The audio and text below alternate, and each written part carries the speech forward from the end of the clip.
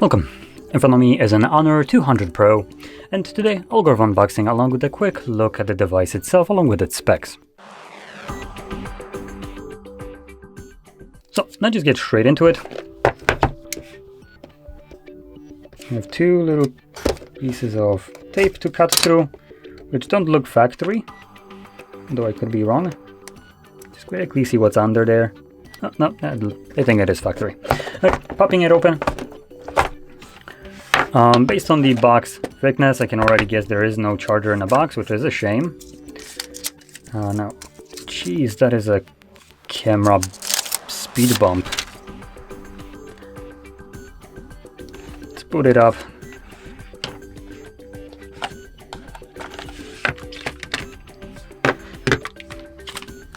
Here we have a Type-C to Type-C cable. And well, that's basically it. And obviously paperwork.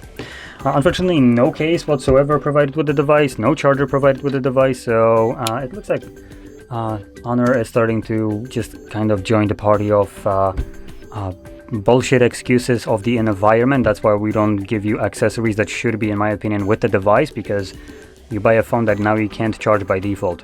Fantastic. Awesome. Next thing, I can't wait till you're going to be buying car and not getting wheels with it, because you need to buy them separately.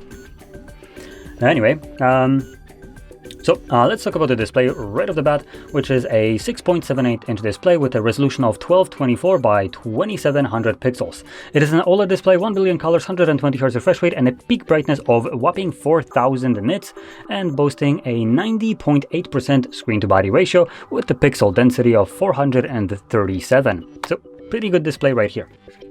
Now, if we flip it over to the back, we can see the triple camera setup. It's absurdly big, considering this is just a triple camera setup, I would say. But the two main sensors, because there are what I would classify as two main sensors, we have the 50 megapixel f1.9 aperture wide sensor with PDAF and optical image stabilization, and then we got a 50 megapixel f2.4 telephoto lens with a PDAF optical image stabilization and a 2.5 optical zoom. And then the least impressive camera would be the 12 megapixel f2.2 aperture 112 degree ultra wide lens. Now with those cameras you can record videos at 4K 30 frames, and 1080p can go up to 60 frames, and that includes gyroscopic electronic image stabilization and optical image stabilization. Then at the front we have another two camera setup. That's kind of why this is a little bit bigger. And the main sensor right here, because again there is a main sensor I would say, is a 50 megapixel f2.1 aperture wide sensor, and then we got a 2 megapixel f2.4 aperture depth sensor. Now again with those cameras you can do 4K 30, and unfortunately 1080p is also locked to 30 frames with gyroscopic electronic image stabilization. Oh, that was a mouthful. So in terms of cameras, this phone seems to be pretty decked out, so that's good. And luckily, Honor didn't decide to include any kind of sticker cameras, so props to them for not giving any 2 megapixel macros or depths. And now, the one on the front, I guess there is one, but I assume this is done for strictly like face recognition and that's it, and not really for you to actually capture photos with it. Most companies put that 2 megapixel depth at the back, which makes it just absolutely useless. Okay, now moving on into the internals. This device comes with a 5200 mAh battery, supports a 100 watt wire charging, and also 66 watts wireless charging. So again, pretty insane. No, though again, we didn't get a charger in a box. So for all we care, this phone out of the box doesn't charge at all. So yeah. Now, their advertised speeds for 100 watt charging, 60% in 15 minutes and 100% in 41 minutes. That's what they're advertising. Though this seems a little bit lower considering this is 100 watt charging. 41 minutes is a bit long for 100% and at 100 watts charging. So yeah, that's kind of odd. Anyway. Then we have a 66 watt wireless charging, which I mentioned, and that gets you to 64% in just 30 minutes. And you can also do reverse wireless charging at 5 watts. Now, continuing on with the internals, we have at the base entry of this device, 256 gigs of storage and whopping 12 gigs of RAM. Then you can spec it out to half a terabyte with 12, half a terabyte with 16 gigs, and also 1 terabyte of storage with 16 gigs of RAM. So these are all the options, but obviously the base entry, the one that will be the cheapest, is the 256 with 12, and that is a great entry for the device. Good enough amount of storage along with a sufficient amount of RAM, so that's pretty fantastic. Now if we move over to the processor powering this device, it is a Snapdragon 8S Gen 3, again flagship grade processor, so that's also pretty decent. It is great, let's put it this way. So yeah, and a couple additional things that I guess I can add on that aren't visible at the front, first glance.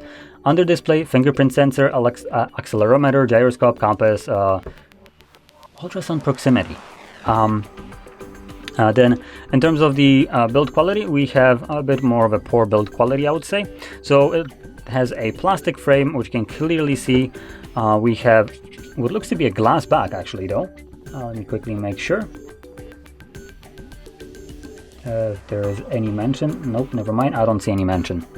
But like I said, this looks like glass, or feels like glass. So I think it might be, though. Don't take me up on this. It could be plastic and just kind of like a robust one. That feels more like glass.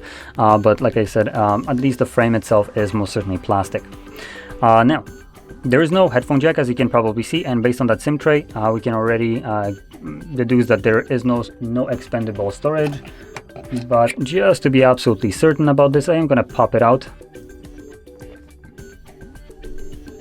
Come on. And yep, it's just a dual SIM card support, so no expandable storage. Like I said, no headphone jack, and at the bottom we do have our charging port along with the SIM tray, which I just pop out, speaker grills. Then on our right side, volume rockers along with a power button. At the top we have an IR blaster, microphone, and I believe more speakers possibly. And then on the left side, absolutely nothing. So there we go. And last thing to mention is going to be the price tag for this device, which this is coming at about 800 US dollars, not dollars, euros. So that being said, it seems a little bit overpriced in my opinion, considering it doesn't come with chargers and stuff like that. For that price, you can get basically the equivalent from Xiaomi. Both of these companies are Chinese, so you might as well go for the better one. That gives you better bang for the buck, and that would be the Poco F6 Pro or X6 Pro. And yeah, that being said, this just seems a bit pricey for being just a, what is it, a Huawei clone? Because I believe Honor was the previously owned by Huawei and they sold it. That's why the OS looks exactly the same as it did before.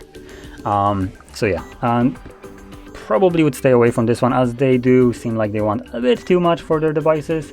That it's a great device, I'm not gonna lie. It's still cheaper than something like Samsung's, but you're getting a Chinese phone at more of a premium price tag instead of the one that you would expect for a device like this.